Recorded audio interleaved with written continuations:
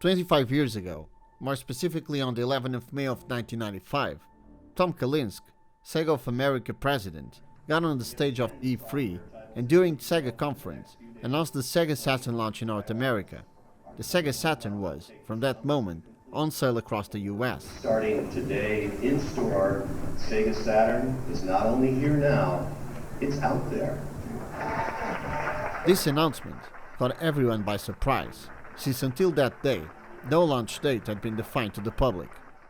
The launch was a bit uncommon, since at the time, and in similarity with nowadays in a part, people were used to know in advance the date a new revolutionary console was to be out for sale, and would dwell in months of anticipation until the day would come and they could finally queue outside a game retailer for endless hours until it was handed to them. This launch was the most occidental spark of an intense console fight which had started 6 months ago, all the way across the Pacific Ocean in Japan since November last year. Sega Saturn had launched in Japan on the 22nd of November of '94, barely 1 week before the PlayStation, which came out on the 3rd of December. Sales figures were impressive for both consoles in Japan.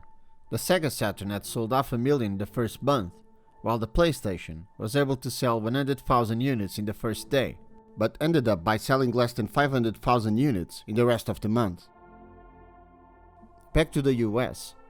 For how much exciting and special the Saturn announcement could have been, in what was at the time the first day of the first E3 show on the history of humankind, this was at the same time the worst launch planning ever pulled off in a console release, which could have well contributed for its early Western eclipsation by PlayStation.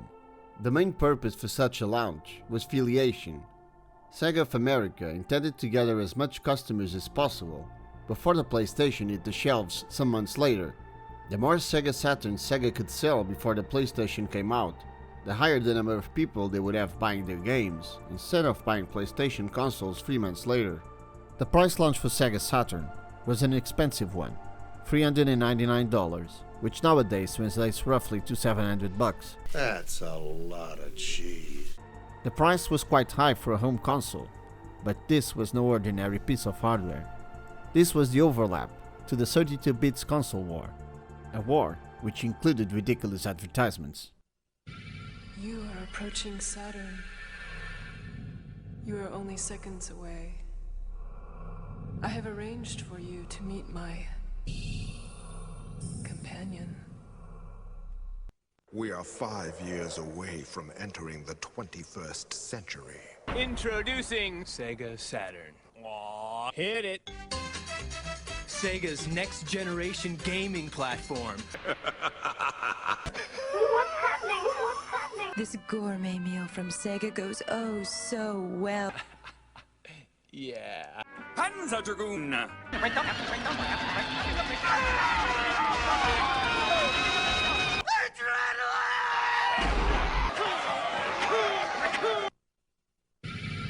Now you may return to the world as you know it.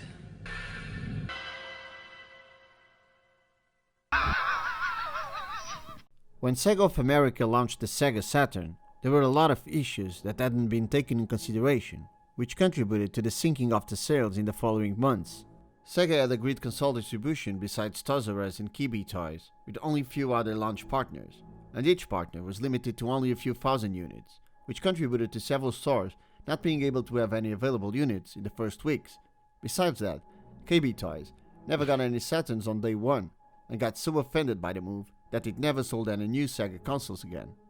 Game studios hired by Sega only had a handful of games ready in the release date, and weren't ready to release any new games in the next 3 months after the console release. Also, Sega Saturn would prove to be harder to program games in the long run. The game titles with the console release included arcade ports of Daytona USA, Virtua Fighter, and also Panzer Dragoon and Clockwork Knight.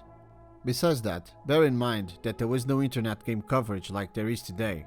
There was no YouTube, no social media like Twitter or Facebook, and magazines were launched monthly, which meant the news about the new Sega console will only hit the newsstands around 20 days later.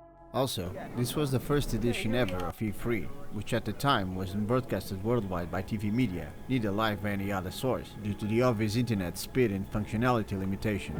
But besides all the given reasons previously, there would be a specific action that would undermine the United States Sega Saturn fanbase launch from that specific moment onwards.